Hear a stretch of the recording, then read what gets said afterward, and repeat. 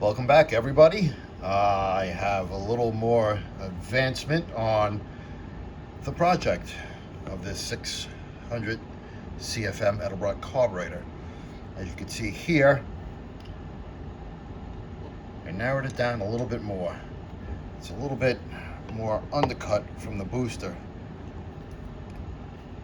than this one is. I don't know which one will flow better, but hopefully we can clear some time up at Charlie's bench. He's all for it. I swung by today. He's very busy with Oldsmobile heads.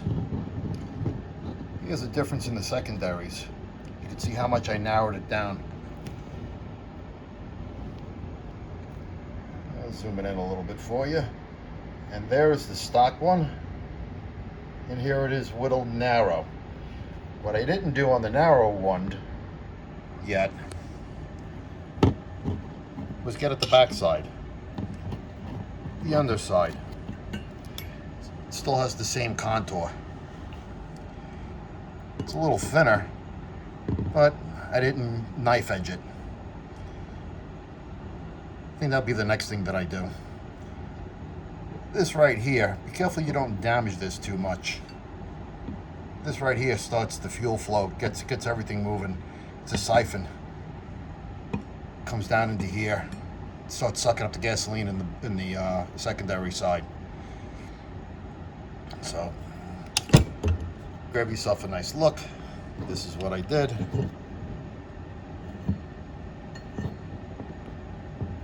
This should help a little airflow. A little bit more there. Not too bad. Looks okay. See if I can't bring this up very close for you.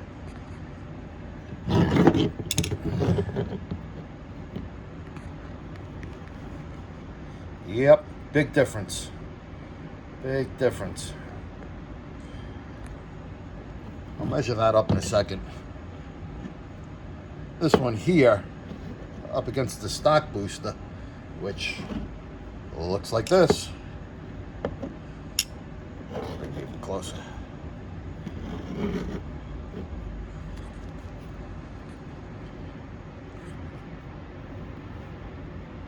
Much more narrowed down. How much CFM that is, who knows? But with a Carter or Edelbrock carburetor, these are the little places that you make your gains. Here. Here.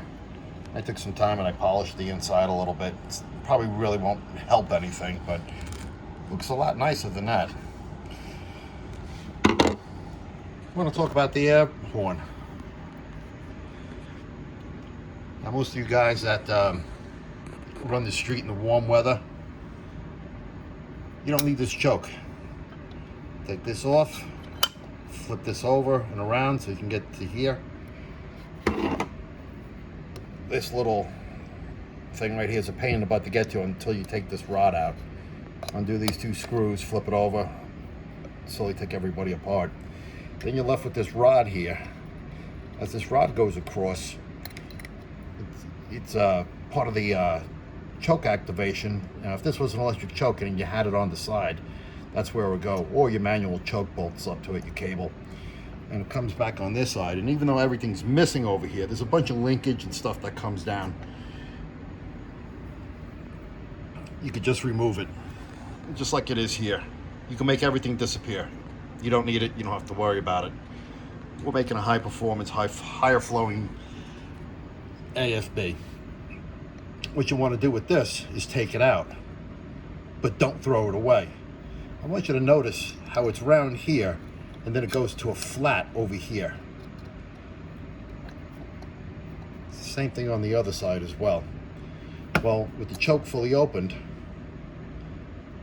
that is actually what will stop the counterweight. The engineers have already figured out that's about where they want the counterweight. Opened up with the blade in that position. If you go too far, well, it might be too much. I don't know. I've never tried it. So what you're going to do is cut it. Now, what side you decide to keep is up to you. You can keep this side, which I actually don't really recommend. But the idea is that it's in there, and I cut it down to its bare minimum. You want to make sure it's in that position. That means you got to tie this down somehow. Don't like that idea. Fired. First thing you're going to do is take that hole and you're going to plug it up. Whether you use a tap and put a Allen head screw in there or use JB Weld, that's your call. I try a tap. If you can find one that's this size, go for it. On the other side, when the counterweight opens up, there it is. And that's how I keep it there. I use the manual choke cable holder. This is just a regular piece of stock wire that was used on a land flag for marking purposes. One of these things. You see these things on lawns, hey, watch out, water here, electric here. I had one of those hanging around. It's not the right size, but it does fit in here quite well. Just drill this hole out like a coat hanger or something bigger. The big problem is actually it's not a big problem, but over here it gets a little, I don't know, let's just call it what it is. It's a little fugazi getting this clamped in here the way it is. Let me see. It's really not very good. It's kind of hokey pokey. Got to do better with that. But this is the position you want to leave it in. This way, when these secondary velocity air doors open up, they only go so far, and that's it. Just in case any of you guys wondering, I will not be modifying this. I will not be taking weight off of it. These are often known to open up too fast and cause a bog. Very annoying. If you're going to do anything with it, maybe you add a little bit of weight. And if you can drill and tap in, or drill and press in, steel or Mallory, that's on you. I really don't know where to go in telling you just how much to add or how much to take off, because this is a one-shot deal. Most stuff on this everything on this carburetor is really not available as a parts piece that you can just call up and say, hey, I need a booster, I screwed it up. Well, you're shit out of luck, because if you put a hole in it like that, you're going to be using some JB Weld to seal up that hole, and then you're going to have to re-drill it, which would be through that plug back there, and then you're going to have to replace the plug. So that's going to be a huge pain in the ass. Good thing I got another one. And yep, you're going to need another carburetor to figure out and to find out what it's going to take. There are also more spots that I'm going to attend to on this carburetor, and that's just your basic casting flashes right around here. And this piece right here, this is where that bar went through. It's all flat. I'm wondering if I drill and put a little tiny stud in there.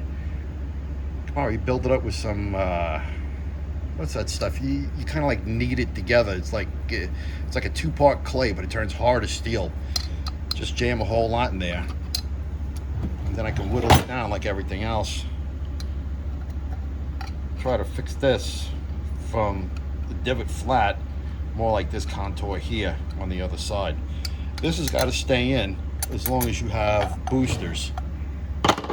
Speaking of which, I'm wondering how it looks. All right, give me a second.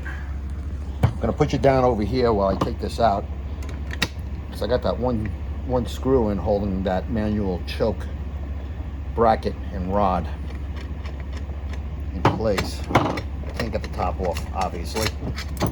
But now with it off, I'll open this up.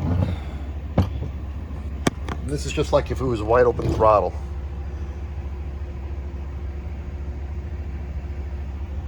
Over there.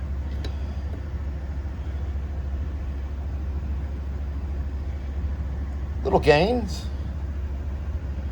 Not a whole lot of pain doing it.